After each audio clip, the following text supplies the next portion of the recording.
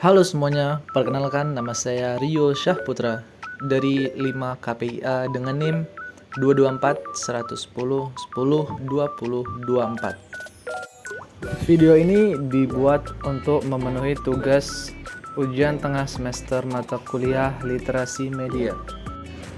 Soal nomor 1. Anak-anak dan remaja termasuk dalam kelompok halayak rentan dalam konteks media literasi karena beberapa alasan. Yang pertama, logika berpikir dan emosi. Anak-anak dan remaja masih dalam tahapan perkembangan mental dan emosional yang belum stabil. Logikanya berpikir mereka belum matang sehingga sulit untuk memfiltrasi dan memahami info yang mereka terima. Kemudian yang kedua ialah aktivitas media sosial. Remaja aktif menggunakan media sosial seperti Instagram yang memungkinkan mereka mengakses dan menyebarkan informasi dengan mudah. Namun, aktivitas ini juga meningkatkan resiko mereka terpapar konten negatif, misinformasi, perundungan, dan trolling. Kemudian, kurangnya keterampilan berpikir kritis. Generasi muda belum sepenuhnya membangun kemampuan berpikir kritis yang diperlukan untuk membedakan mana informasi yang benar maupun yang salah. Sehingga dalam hal itu pasti akan berdampak baik dalam kondisi fisik maupun mental mereka. Lanjut ke soal yang nomor 2, yaitu perbedaan antara media konvensional dengan media digital. Kita ketahui bahwasanya media konvensional ialah media komunikasi yang telah ada sejak lama seperti surat kabar, majalah, radio, televisi, dan yang lainnya. Proses produksi dan distribusinya pun relatif lambat dan memerlukan biaya yang signifikan lama. Kemudian ada pun daripada media digital, yaitu muncul setelah perkembangan teknologi digital dan internet. Contoh daripada media digital ialah blog, media sosial, website, iklan online, dan proses produksi serta distribusi daripada media digital lebih cepat dan murah.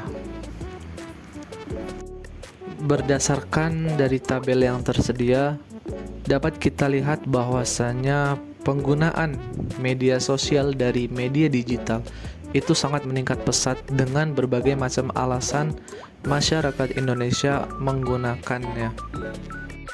Lanjut nomor 3 terkait pendekatan literasi media. Yang pertama, pendekatan literasi media protectionist model bertujuan melindungi halayak dari durasi penggunaan media berlebihan, konten negatif, dan berselera rendah. Model ini diterapkan pada halayak dengan tingkat pendidikan dan pengetahuan terbatas. Halayak diberi kemampuan untuk membatasi durasi dan konten media yang diakses. Kemudian yang kedua ialah pendekatan literasi media cultural studies model, yaitu model ini mengajak halayak untuk menganalisis dan mengkritisi media.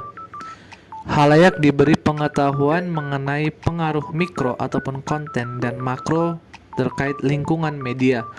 Halayak juga dapat memilih dan memilah konten, bersikap kritis, dan bahkan mengajukan perubahan sosial. Literasi media dan halayak merupakan bagian dari program demokratisasi media.